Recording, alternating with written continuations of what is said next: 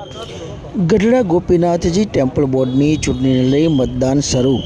ગઢડા ખાતે આવેલ લક્ષ્મીવાડી ખાતે ચુસ્ત પોલીસ બંદોબસ્ત વચ્ચે મતદાન શરૂ।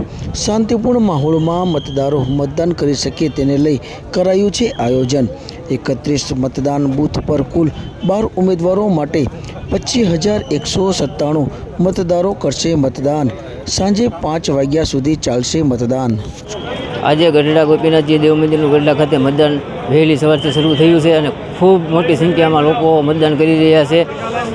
હાલમાં તમે જોઈ રહ્યા છો મતદારોની લાઈન લાગી રહી છે અને પોલીસ બંદોબસ્ત ગોઠવાઈ ગયો છે અને સૈરાટ દવ બોટાદ।